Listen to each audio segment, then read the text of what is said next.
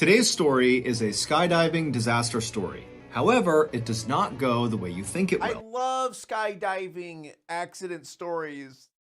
Yay. Good thing I'm never going to skydive ever. I don't understand people like, oh, it's on my bucket list to skydive. Why? Why? Intro? Fuck your intro. Yeah. Fuck your intro. What are you going to do? Cry? No fucking intro? Subscribe, bitch. Stop complaining. And at the end of today's video, there is a very special call to action that is connected to the main story that I think many of you will be very... Also, please subscribe to our channel and turn on all notifications. Skipping intro. On the morning of August 1st, 2009, 44-year-old skydiving instructor David Hartsock pulled into the parking lot of Skydive Houston in Texas and then made his way inside. A few minutes later, and Dave, like the rest of his colleagues, was hard at work getting ready for the day before the facility opened up and the inevitable weekend rush began. Skydive Houston is actually just a private airport, and it's not really in Houston. It's located about 30 miles to the northwest of Houston in a city called Waller. The main facility of Skydive Houston is situated right up against this huge open airfield that basically looks like a big green grass field.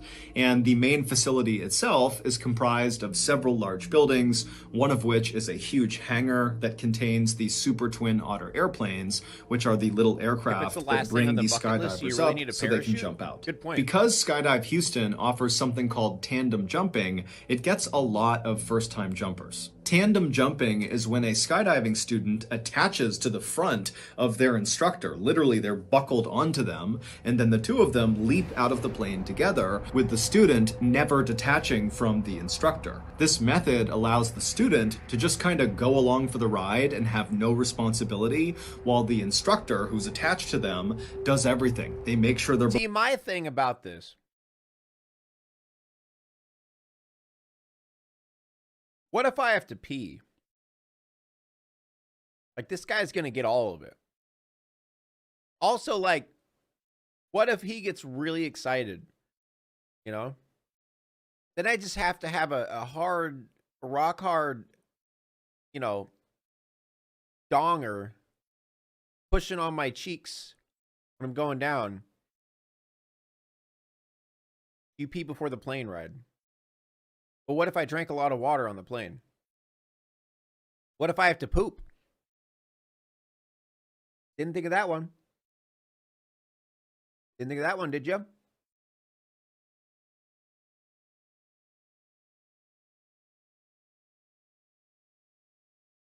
They're buckled onto them, and then the two of them leap out of the plane together, with the student never detaching from the instructor. This method allows the student to just kind of go along for the ride and have no responsibility, while the instructor who's attached to them does everything. They make sure they're both stable in the air, they're the ones that pull the ripcord to deploy the chute, they're the ones that land them safely on the ground. And so obviously, tandem jumping really appeals to first-time jumpers. Dave had finished his 3-year-long training course to become a certified skydiving instructor just a few months earlier.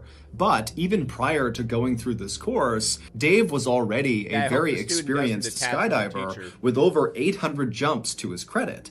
And the reason he had so many jumps is because Dave loved skydiving. It had given his life a focus that really nothing else ever had. Dave had always been a kind of average guy. He lived in a very modest house in a suburb of Houston, and for much of his life, he had worked very normal blue-collar jobs, like he had been a cook at 2 different chain restaurants, he had managed a grocery store, and he also had worked at a soda bottling plant. Dave was divorced and had no kids, but he had a really good group of friends who liked to go to bars and go bowling and play darts. Yeah. And while Dave was never really... Bowling, bars, and darts? Oh, shit. That's the good shit right there. unhappy with the way his life was going, as he started to creep into his 40s, he couldn't help but think, I haven't really done anything big or important in my life. And so, in 2004, not long after Dave got divorced, one of his good friends asked him if he wanted to go skydiving with him to celebrate that friend's 40th birthday. And Dave immediately thought to himself, this is it. This is a chance to do something big with my life.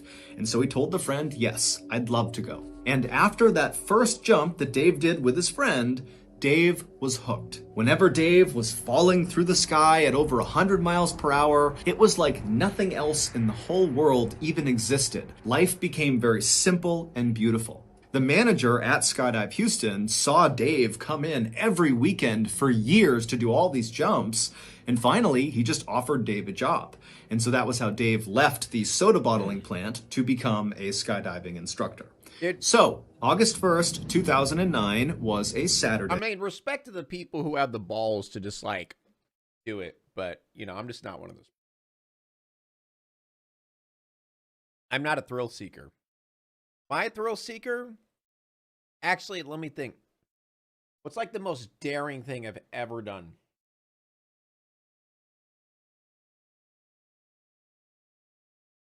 I got skateboarding.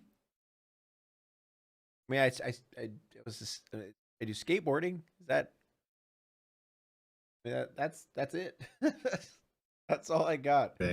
And Saturdays at Skydive Houston were incredibly busy with basically non-stop tandem jumps all day. Whenever Dave was not working, so he was jumping on his own, he would always pack his own parachute because, like many other skydivers, he liked to make sure it was done exactly right.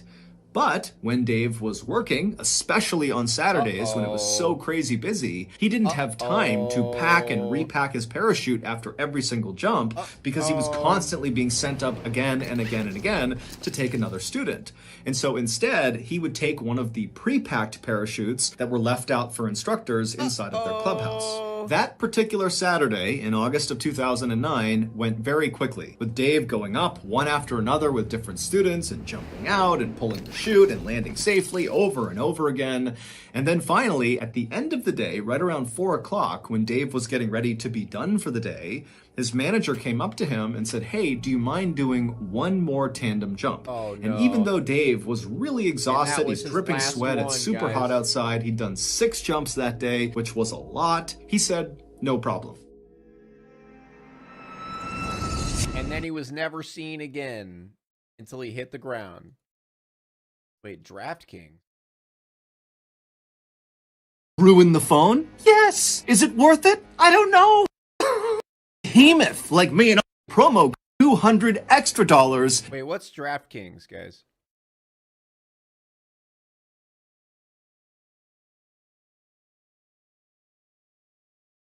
Why do I feel like this is this gambling? Guys?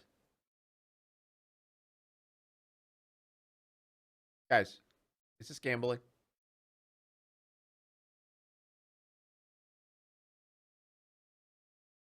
It's gambling.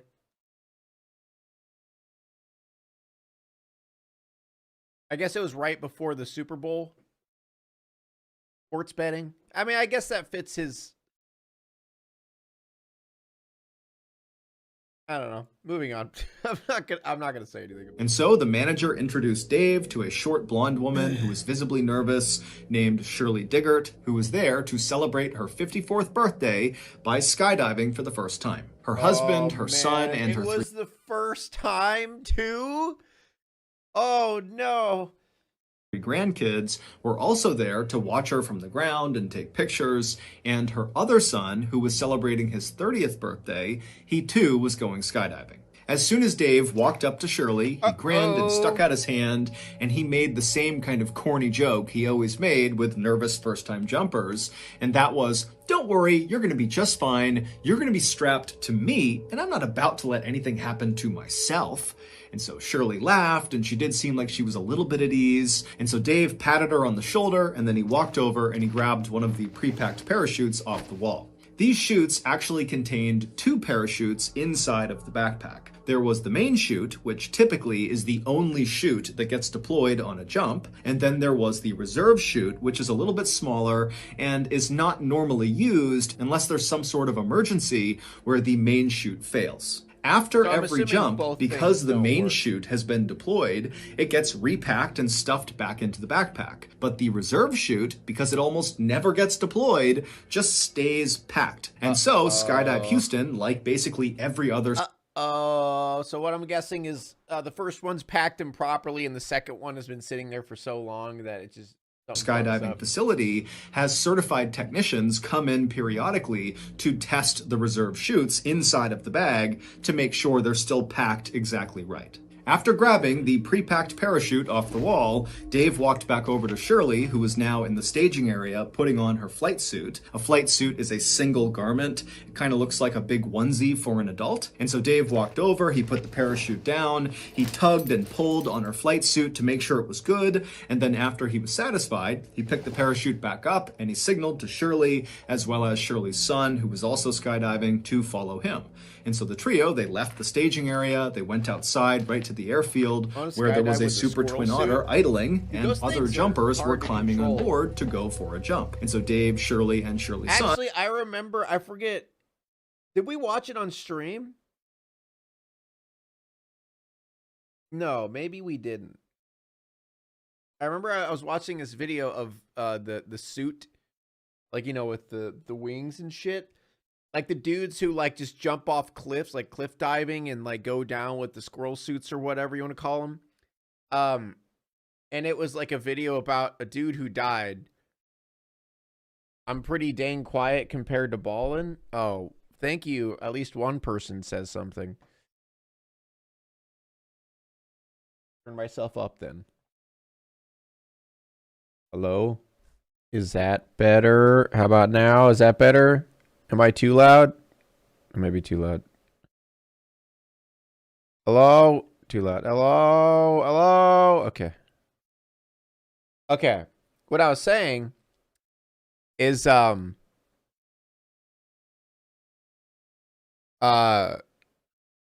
suit, yeah, cliff diving. Anyway, he actually like showed a video of his friend who died from it.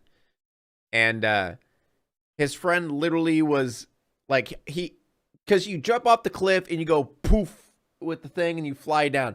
His friend jumped off the cliff and then just went straight down and just died. Like that's like he just jumped, just fell and died because he didn't jump correctly or something, and his thing didn't go out right, and he just went boom straight down and died.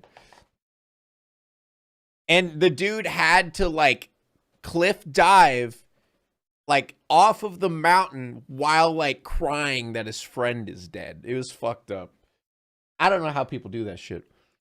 Got in line, boarded the plane, and a few minutes later, they were airborne. As the plane slowly climbed up to 13,500 feet, which is the jumping altitude, Shirley was sitting directly in front of Dave. They were on a bench seat on the back right of this little airplane, and Dave made a point of talking to Shirley and asking her where she was from and what she did to kind of ease her nerves. Shirley would tell Dave that this was not the kind of thing that she typically did. In fact, she told Dave that her other son, who was jumping with them, when he first decided he wanted to try skydiving a year earlier, she had desperately tried to talk him out of it, saying it was too dangerous. But recently, Shirley and her husband had decided that they needed to be more adventurous. They lived in a quiet town in rural Texas where Shirley was a mail carrier and her husband worked in a mine, and their lives were just kind of simple and very routine-oriented and kind of boring. So when Shirley's son, then buy a four-wheeler, like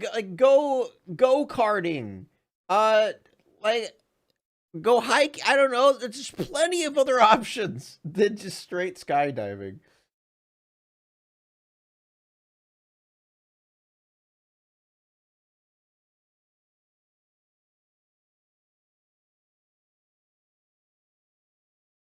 who was skydiving with them that day, Yeah, had Six asked Flags, Shirley like, to go skydiving on her so many 54th options. birthday. She saw it as an opportunity to break the mold and do something adventurous, and so she said yes. And so Dave told Shirley about how he had discovered skydiving much the same way she had, and they really bonded over that. About 20 minutes after takeoff, all the tandem jumpers on the plane were now attached to their instructors, so Shirley was now buckled onto Dave. And then when they reached 13,500 feet, the jumping altitude, one of the instructors slid open the side door. It was time to jump.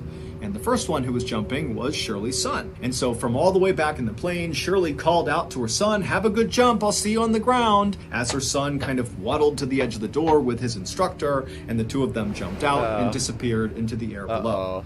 Next up was Shirley. So Dave told Shirley very calmly to stand up, and so they did. They stood up right next to their bench, and then before they waddled towards the exit, Dave, for what felt like the millionth time, checked to make sure he really was securely fastened onto Shirley, and then Dave tapped his ripcord right behind him, kind of like muscle memory, reminding himself where to go. He tapped his knife on his shoulder. He kind of just felt his equipment, and then feeling ready, he said, "Okay, Shirley, let's go." And then the two of them kind of waddled their way towards the front of the plane where that door was slid wide open, and then they turned, so Shirley's feet were right on the edge, basically looking out into the sky right outside. And so it's really loud, it's very windy, and Dave is right in Shirley's ear saying, "Okay, I'm gonna count to 3 and we're gonna jump." And then Dave reached forward, he pulled Shirley's head back so she was looking up because he didn't want her to look down. Just the idea of this is giving me anxiety. That will cause them to panic when they see the ground.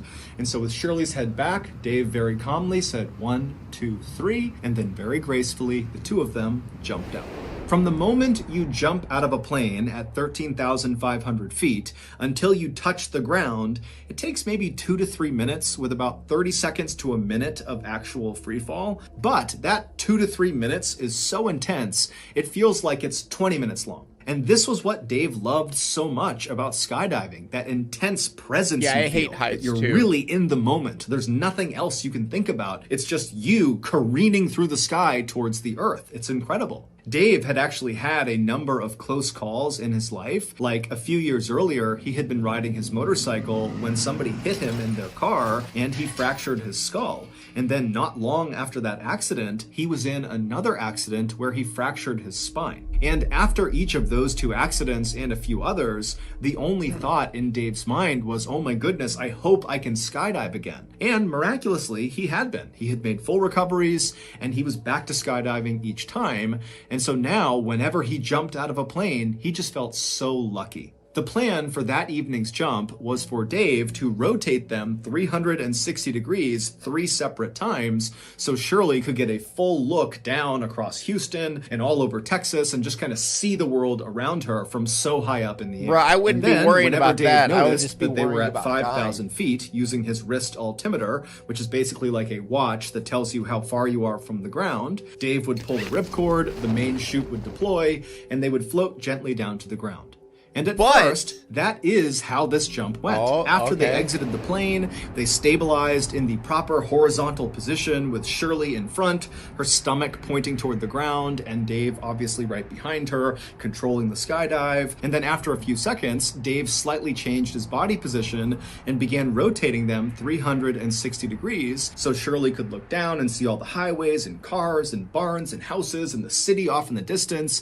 I mean, it's this spectacular view. And as you're falling through the sky, especially in the first few seconds of a jump, you can't tell that you're going super fast, but you're going over 120 miles an hour, which is called terminal velocity. It's literally the fastest you can fall in the air. And so you're blazing towards the ground, but it almost feels like the air is pushing you back up. And so Shirley's having this incredible first time experience, just really taking it all in. And Dave, even though he had done this hundreds of times, was having a wonderful time as well. He's got to but spend Dave really like was 5 minutes setting it up, all right? Just focused on his altimeter because when they hit 5,000 feet, he needed to pull the parachute. And so they're cruising along, Dave's checking his altimeter over and over again, and then finally he sees 5,000 feet. He quickly looks around him to scan for any other jumpers. He's clear, and so he reached back and he pulled his ripcord handle for his main chute. Now, normally when you deploy your main parachute, depending on what kind of parachute you're using, there's actually kind of a slow unfurling. It's not like suddenly the chute is deployed and then you just stop. That would not work. You'd get destroyed every time you skydive. So the way it's packed is it kind of unfurls slowly, and it's like a gradual slowing down. But after Dave has pulled the ripcord handle, there was an immediate yank of the parachute backpack up and away from him, and then from somewhere Is it going to detach her because of the... above him, he heard a loud popping sound. Now, Dave had jumped enough times to know that this was not normal. There was a problem, and he would be right. The main parachute had deployed out of the backpack, but it got tangled on the way out, and so it did not inflate at all, and so as a result, it was not slowing them down at all. But worse than that was this tangled up parachute was still attached to them, and it kind of became like a sail, and it turned Dave and Shirley onto their sides and began whipping them around in something called a death spiral, where literally you're just spinning so unbelievably fast that normally jumpers will actually lose consciousness. They're spinning so fast. But Dave, being a very experienced skydiver, he tried to stay calm. He tried to track his way out of this death spiral, which is when you put your arms and legs straight and try to go in a straight line through the air, but it didn't work. He just kept on spinning faster and faster, and at this point, Shirley, she's practically losing consciousness. She's yelling what's going on, and Dave is just trying to stay calm. He's still trying to get out of it, but he knows there's no way. But Dave remembers he has 2 knives, and so he decides he's going to cut away this tangled main chute and then deploy his reserve chute, because you don't want to open your reserve directly into a tangled parachute. And so he reaches up, he's spinning, remember, he reaches up and he grabs the first knife. However, the lines of the tangled parachute had actually tangled on his shoulder strap where that first knife was. And so he literally couldn't get to the knife. And so now they're below 5,000 feet. They're at like 4,000, closing in on 3,000 feet. I mean, they're coming close to the ground here, and they don't have a canopy. But Dave, he stays calm. They're spinning around. He can't get that first knife, and so he reaches for the second knife, which was placed in front of Shirley. But because of how quickly they were spinning, he couldn't quite get his arm out to grab the second knife. It was just impossible to grab it. And so without any other options, Dave had to pull his reserve chute, knowing it was going to go straight into this tangled mess right above them. And so the reserve chute, it deploys, and it does work, at least at first. There's that gradual slowing down sensation that Dave immediately feels. Their spin begins to stop, and for a second, it seems like they're going to be saved by this reserve chute, because by now, they're only about 2,000 feet from the ground. However, the worst case scenario happens to Dave and Shirley. As soon as their reserve chute was up over their head, inflated, their main chute suddenly caught air and inflated as well. So they had 2 parachutes. Now, you can land with 2 parachutes, absolutely. However, sometimes in a worst case scenario, the 2 parachutes will catch wind going in opposite directions. So basically the parachutes will go out to either side of the jumper or jumpers if it's tandem, and then you basically have wings that aim the jumpers straight at the ground. It's like an accelerant. It causes them to literally speed up straight towards the ground. And once you start moving in this position, which is known as a down plane, it's almost impossible to get out of it, because the faster you go, the more inflated these 2 parachutes become. And so Dave knows they are less than 2,000 feet from the ground. They're in a down plane, which is almost always fatal. And so all he can do is try to get out of the down plane. And so Dave, with all his might, he begins yanking on the different lines of both parachutes, and he manages to get them out of the down plane, which is nearly impossible to do. He does it. And then both parachutes collapse. And suddenly, Dave and Shirley have no parachute. They're less than 1,000 feet from the ground. Dude, I'm so, like, I feel so bad for Dave, man. He's so unlucky, dude. And they are falling once again over 100 miles per hour straight down to the earth. Now, at this moment, Shirley is crying, she's screaming, she doesn't know what's going on, and Dave has this incredible sense of calm come over him. Years ago, Dave had given up on the idea of ever having a family or of having kids. He was a really good guy who would have been a great father, but it just wasn't in the cards for him. I swear to God, is Dave gonna sacrifice himself somehow and save her? Instead, Dave had found skydiving. Oftentimes, Dave would stay late at Skydive Houston Wait a second. and just sit around the campfire Hold with the up. other Let him instructors cook, and the other guys. jumpers. Let and Dave drink cook. beers and eat burgers and tell stories. And sometimes Dave would even sleep the night at Skydive Houston Let him because cook. he didn't want to go back home to his empty 3-bedroom house where all he wanted to do when he was there was go skydiving again. But now, literally staring down his own death, knowing that it's going to happen any second, the only thing he could think about was Shirley. He didn't care if he died. He felt like She's alive because she's on an interview on CBS News. Okay. Dude, he cooked, man. He cooked. found his What did he calling. do? If he died doing it, so be it. But Shirley, her husband, her son on the ground, her son skydiving, her 3 grandkids, they're gonna see Shirley hit the ground and die. He just couldn't handle it. He thought, I have to do something to protect Shirley. And with only a few hundred feet to the ground, Dave yelled to Shirley, tuck your knees up. And Shirley immediately did it. She threw her knees up. And as she did, Dave pulled back as hard as he possibly could on the risers and the toggles in an attempt to switch places with Shirley. Shirley was in front of him. Her body's going to hit the ground first. Dave flipped them around so that his back was going to hit the ground first. He was going to sacrifice himself to maybe save Shirley. Oh my When they hit God. the ground, people a quarter mile away heard their impact. And when they hit the ground, all of Shirley's family saw it. Everybody saw it. They went running over to the crash site. And when they got there, there was this tangle of Chad, bodies and this dude. parachute. And as they're staring at it, they watched one of the bodies move. It was Shirley. She was alive. After paramedics arrived, they cut her off of Dave's body and they rushed her to the hospital where she had serious a injuries. fucking She had Chad, several dude. broken vertebrae and very significant internal injuries, Chad? but none No. of them were Dave. That's right. Fucking Dave. life-threatening. She would survive. However, 3 days after arriving in the hospital, Shirley got devastating news. Dave had been rushed to the hospital as well right after Shirley had, but he finally had succumbed to his injuries and passed away. Dave's last-ditch maneuver had worked. He had saved Shirley's life at the cost Jesus of his Christ. own. However, not long after Shirley king. and her family found out about Dave's death, they got another call, and this time it was to tell them that the news about Dave's death was premature. He was not dead. However, he was paralyzed from the neck down. What? A few weeks Yo! Yo! Wait, hold up! Yo! Wait a second. What? later, after Shirley got out of the hospital, she immediately went to the intensive care unit where Dave was being treated to see him for the first time since their accident.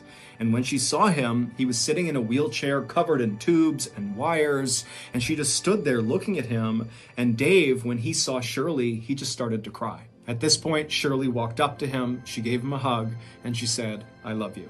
Today, Dave and Shirley are still friends. Shirley has recovered completely because of Dave's heroic act. Dave, on the other hand, remains paralyzed and only has a little bit of feeling in his right arm. He now lives in Texas with his mother, who looks after him full time, and they desperately need our support. My family has already made a donation to his GoFundMe page, and I hope some of you will do the same thing.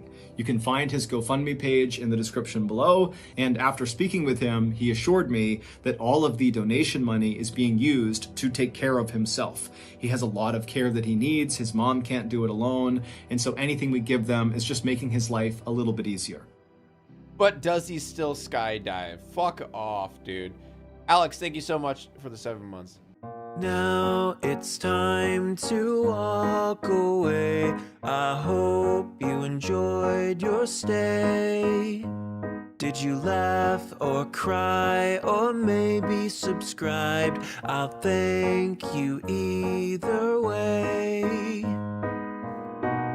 You know I will miss you. I hope you return. Tell your friend or your mother